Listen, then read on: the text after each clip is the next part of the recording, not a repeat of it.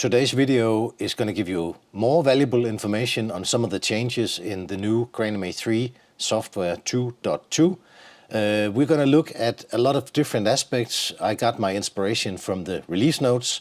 We're going to look at some of the stuff that MA has mentioned, and by the end of the video I'm going to go in and have a look at some of the stuff that MA hasn't mentioned so much, but I think is really valuable, both if you are a programmer, but definitely also if you are running MA3 systems. So make sure you watch all of it, because there might be some gold in there for you, but let's just get right into it. The first thing we're going to look at is a new feature in GrandMA3 2.2 software. It's called timing. It's something you can use if you are using or making busking shows, or something where you need to change the timing of your cues in an easy way. You can use this new feature. So let's just have a look at it here. You have these cue fade and cue delay timings here, and you can easily right click here and assign a timing to it. Timing 1, and you can also assign a different one to the delay if you want to. In this case we're just going to work with timing 1, so we're just going to kill this delay here. So timing number 1 is a master, like you have speed masters and other masters in GrandMA3, and the way you can assign them is to go up here in your playback section, just click a button here, and then you can go into master, and you have your timing masters, a new feature down here. So the only thing you need to do is select timing 1, close this window, and now we have a timing master over here. And as you can see, the duration of this cue right now is 0, but if I take this one and move it up or down, we can change the timing. Right now it's set to a maximum of 10 seconds. And that might change in the future, I don't know, but that's the way it is at the time of this recording. I think it's a cool feature. I can definitely see some value in it if you are using it for busking shows and stuff like that. It's an easy way to set like a global timing for all your colors or all your sequences in some sort. You can of course change the timing with a fader if you want to, but sometimes that is not what you want to do. So let me show you how you can set the time with a macro, and we can actually try to do the tags as well. And if you don't know about tags, I'm going to link a video from last week up in the corner somewhere, and you can go check out what tags can do for you. But we're going to use it in this video. If you don't know what it is, check out the last video. So let's see, we want to change the timing of this line here. We need to access it. So we say set, we say master 5.1, and the reason why it's 5.1 is master 5 is all the timing, master 4 would be playback, 3 would be speed, and so on. So 5.1 is this one here, and this first line. We can say property, we can say normed value, and the reason why we say normed value is that's what the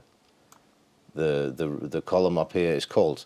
So normed value, and we give it a value of 100, because that would be the fader position. When I click that, you can see it goes to 100.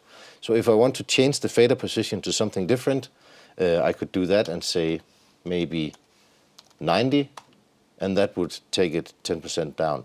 So this is not, you don't specify the seconds, you specify the fader action here via the macros. We can also use the new tags feature to set the timing in these timing masters. If you don't know anything about tags, check out the video from last week where I tried to explain how tags work and how tags can actually make your life as a GrandMA3 programmer a lot easier. But first of all, we need to assign a tag here.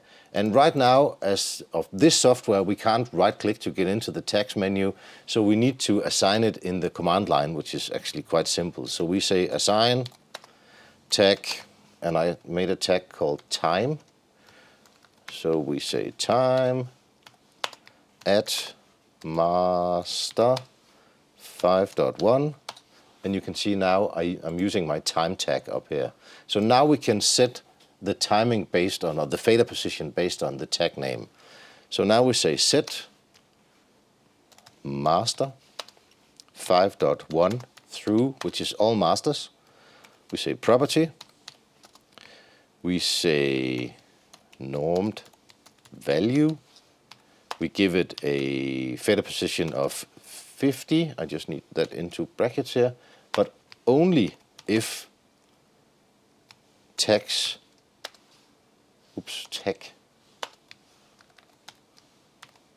time. So now it should only target the tag called time. I press enter and you can see it went down to 50.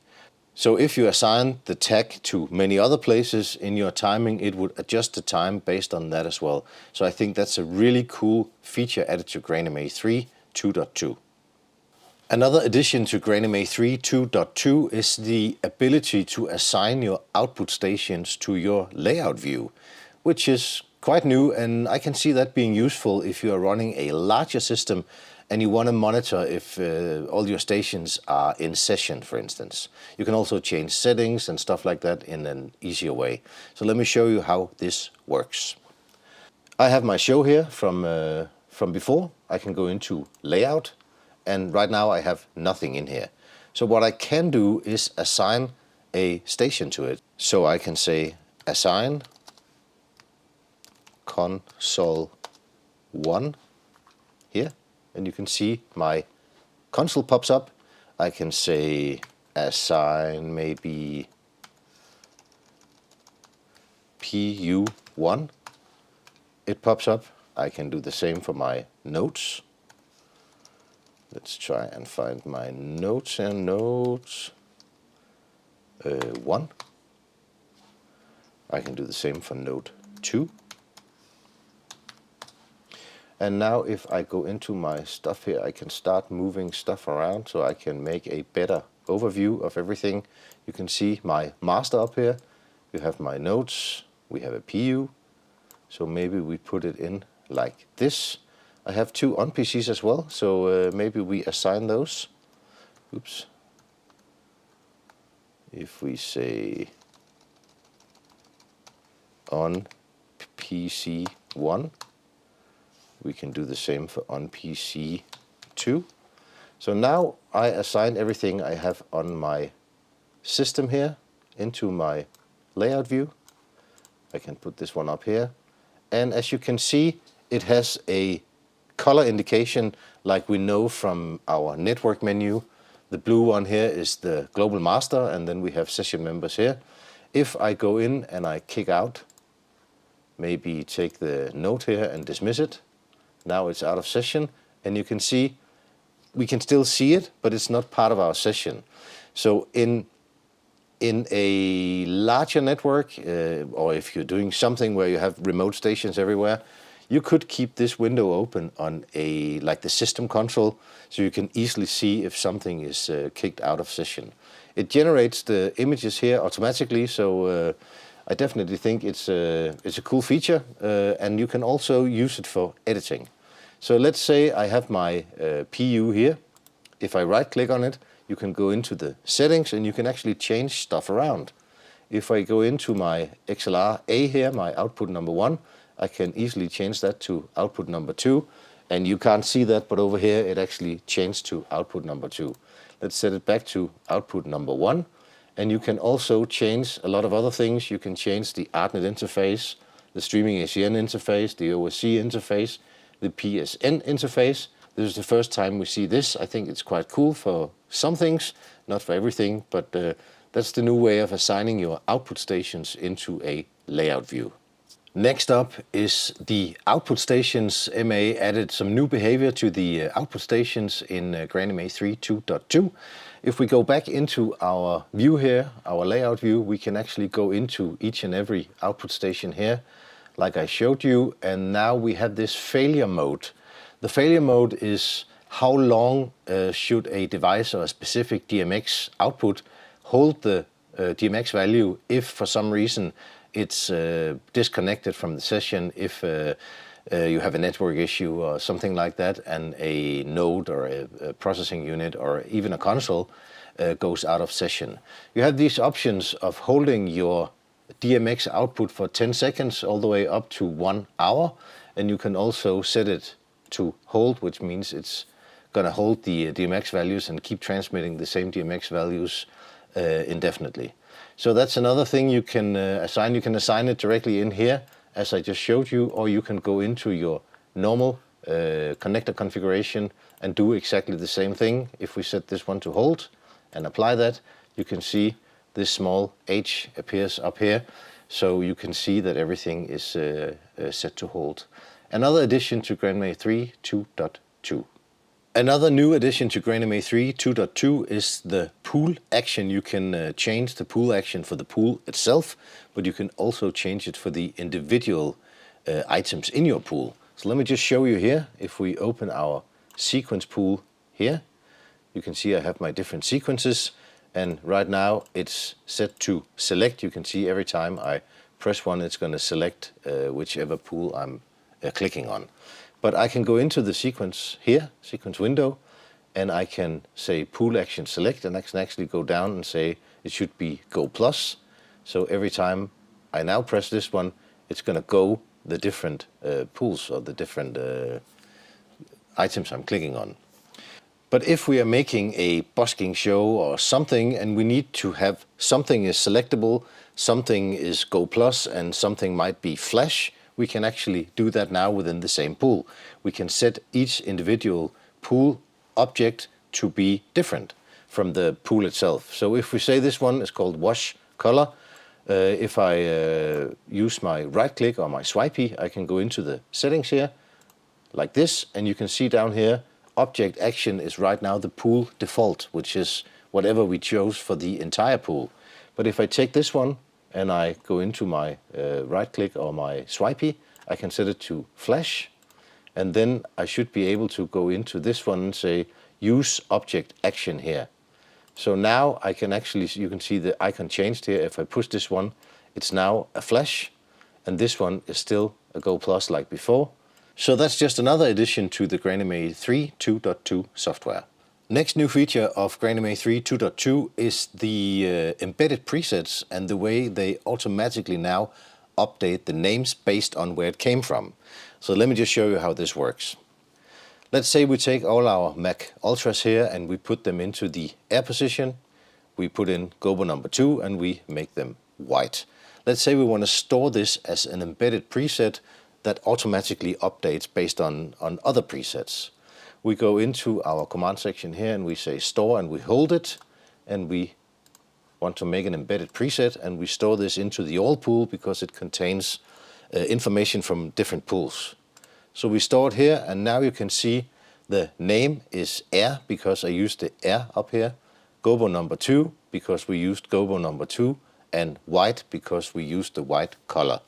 So if you make an embedded preset, you can give it whatever name you want, of course, but if you let the console handle it, you can actually see where stuff came from.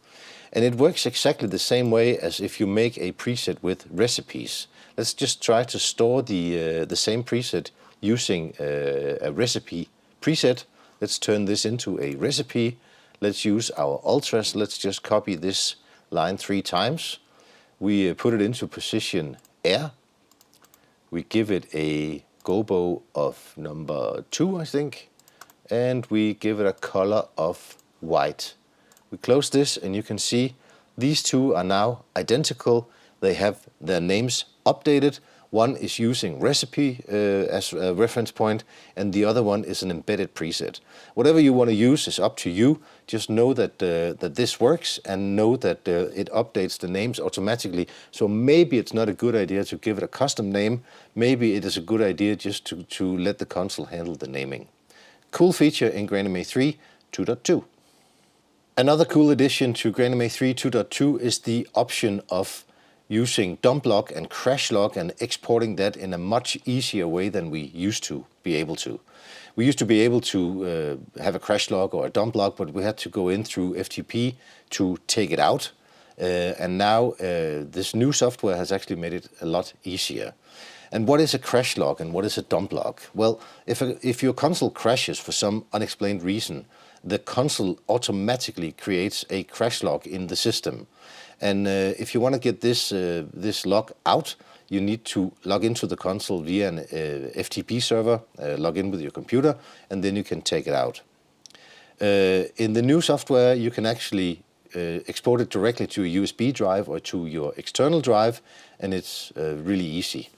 When will you use a CrashLog or a Dumplog? Well, that's if you contact your local MA support because something unexplained has happened to your console, to your session, to whatever. Maybe a station was kicked out, maybe the console crashed. And based on that, your local MA supporter might ask you to send him or her the log file of your console. So to get that out, we can say CrashLog, and CrashLog will open a pop-up, but only if there is a CrashLog in your console. And Dumplog is the same, and there will always be a Dumplog in there because that's the log file of everything you're doing right now. So to get into that, you say dump log like this, and because I have more than one USB drive attached right now, it's going to ask me. Otherwise, it's just going to do it. But if I press enter, you can see here, it asks me, do we want to save it to this USB drive or the other USB drive? And I can choose both or one of them, that doesn't matter. As soon as I press OK, it exports the log, and you can see here in the command line history that it actually did so. And now you can take your USB drive, put it into your laptop or whatever, and send it to your local MA supporter, and he might be able to see what happened, or he might reach out to the German guys from MA and get some help on what happened here. So that's another addition to GrandMA3 2.2, the option of exporting your log files in a much easier way than before.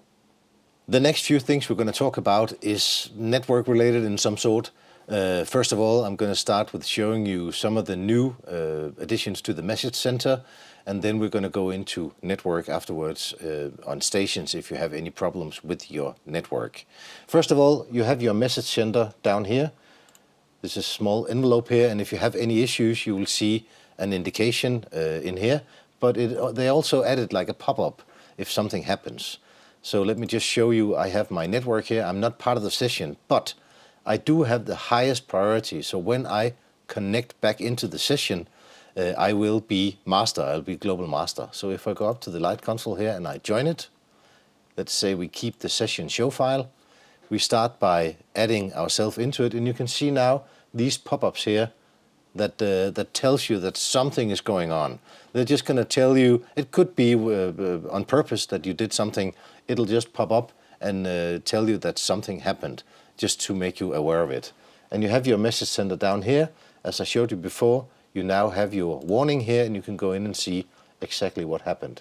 That is the message center. It will also help you if you are experiencing something that's like a station going out of your session and you're not knowing about it. So let's say I have these things over here, some nodes and some PUs. If I turn off one of the nodes like this, we should get a pop-up in a second over here where we could see that the node disappeared from the session. You can see here that the network node disconnected unexpectedly. So, I mean, it's just a tool you can use. It's a tool that will provide you instant feedback if something happens. We've all tried that a station went out of session and we didn't notice before something wasn't working. So now it actually tells you right up front. We also have a new addition to the network menu. If we go into the network menu like this and we scroll all the way to the right, you can see the Nack count here. Everything should be close to 0 here. If you don't have any problems, it will look like this. That means all packages traveling back and forth are received and transmitted like they're supposed to. But let's try and put in a station that has a problem. Right now I opened my onpc on my Mac here. You can see it popped up, and I should be able to invite the station. And let's see when it connects. It might take a few seconds here. You can see there's some issues here, and now the issues are really, really, really bad. And this is a testament to two things. First of all, you can see the problems here. The next thing is running MANet on wireless network is a no-go. Don't ever try it. Don't even attempt to do it. It might work for a few seconds, it might not, but it's definitely not something you ever want to do. So that's some of the changes you have in network and the message center. Another small addition to our network settings and our network configuration is we can now perform a speed test on a specific node or PU or station or PC or whatever.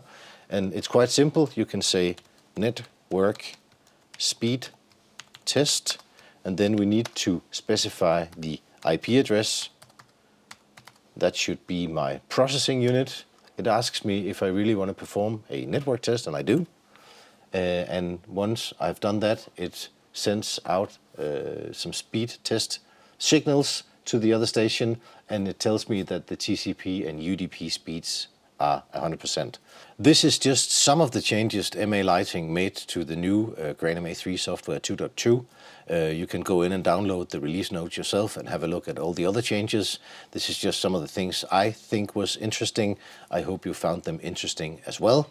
If you got any value out of it, please make sure to give this video a like. That's going to help my channel to indicate to YouTube that people like it, and hopefully YouTube will share it with more people. You're also, as always, more than welcome to subscribe to Event Lighting. That's also a good indicator to YouTube that people like the content. And also, it will make you not miss any episodes. If you make sure the little bell icon is active, you'll get a notification every time I upload a new video on YouTube. But I hope you're going to play around with this at home. As always, happy programming. Bye-bye.